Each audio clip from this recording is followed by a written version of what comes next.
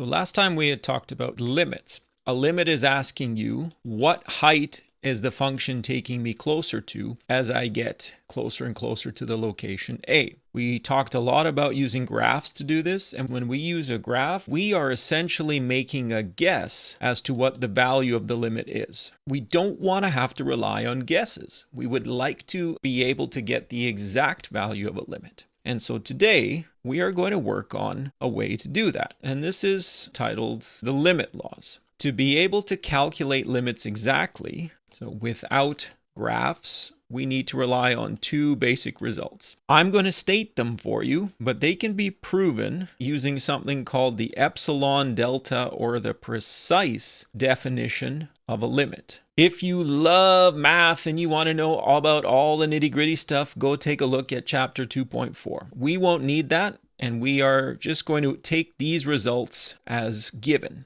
The limit as x approaches a of a constant is a constant. A constant is just a horizontal line when you take a look at its graph. If I ask you what height is a constant taking me closer to as I get closer and closer to some location A, the answer is it's constant. It never changes its height. So it's always just going to give you back C. The second one that we're going to rely on today is the limit of x as x approaches A should be A. So if you were to take the line y equals x and say, when I walk closer to this location, what height am I getting taken to? Well, you're getting taken to the height A. The function just returns back whatever you put in.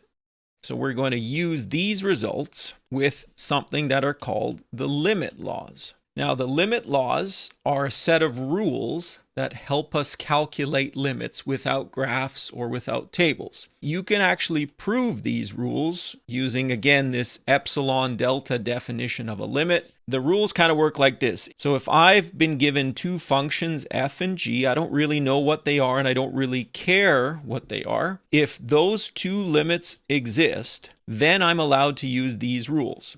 If I'm ever asked to take the limit of a constant times one of those functions, you can essentially factor out the constant and then just multiply it by the value of the limit. If I'm ever asked to take the limit of those two functions either added or subtracted, then you can use these rules to prove that you can evaluate each limit individually and then just add or subtract the results. The limit of a sum is the sum of limits. The limit of a difference is the difference in the limits. If you want to take the limit of two functions that are being multiplied, if you know ahead of time that those individual limits exist, then you can just multiply the values of those two individual limits. And the same thing goes when you do a quotient. So if you want to take the limit of two things being divided, you can do it by separating the two limits individually. As soon as you do any kind of division, you have to be careful. You have to assume that this limit is non-zero. If this limit is not zero, you will be safe to do this. If it is zero, then you're in trouble and this rule won't work. If you ever need to take the limit of some function raised to a power, and this power could be any real number. It could be a fraction, it could be a root, it could be a negative. It turns out that you can essentially pull the limit inside of the power. Now, I'm being a little bit careless here because if that power is a negative number, then you end up with a limit in the bottom. And then once again, you have to be careful that the limit in the bottom doesn't equal zero.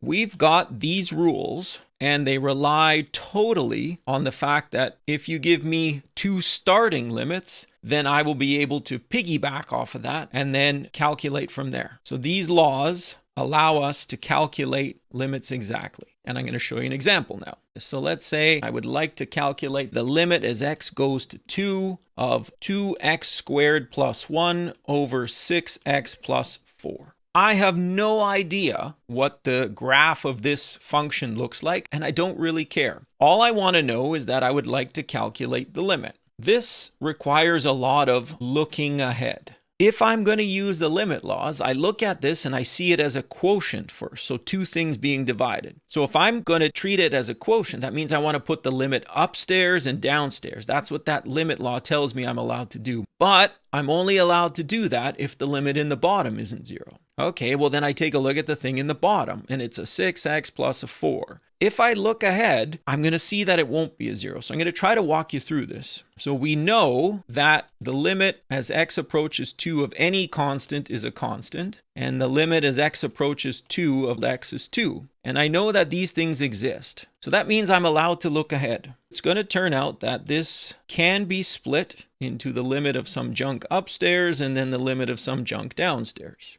But the stuff upstairs and downstairs is a sum. So the limit of a sum is the sum of limits. I know that I'm allowed to do this because I've got a limit of a constant. So the limit of a constant I know will exist. Same thing on the bottom. I've got the limit of 6x plus the limit of another constant. And again, I know that this is a constant, so that limit's going to exist. Upstairs and downstairs in both cases, I've got constants times an x. Well, I know that the limit of the x exists, so if I ever see a constant in front of it, I'm allowed to take it out. Same thing with powers. Because the limit of the x exists, I know that I'm allowed to use limits inside of powers. Those are all the other limit laws. And so I've got limit as x goes to 2 of x all being squared, and then the 2 will get put out front, plus the limit as x goes to 2 of this 1. I'm going to have a 6 times the limit as x goes to 2 of this thing x, plus the limit as x goes to 2 of this thing 4. So essentially what the limit laws let you do is break down one big ugly limit into smaller, easier pieces. It completely relies on the basic pieces that you end up with being existent. Everything that I ended up with was a limit that I know exists. The one wrinkle in all of this is that I have to make sure the bottom isn't 0. In this particular case, if I now just let the blue things equal the value of whatever their limits are, I will end up with 2 squared is 4 times 2 is 8 plus 1 is 9, and I'll get 9 over 16. And I can see that the bottom isn't 0. However, it took me working ahead and getting to the end before I could see that it was non-zero and that everything worked out.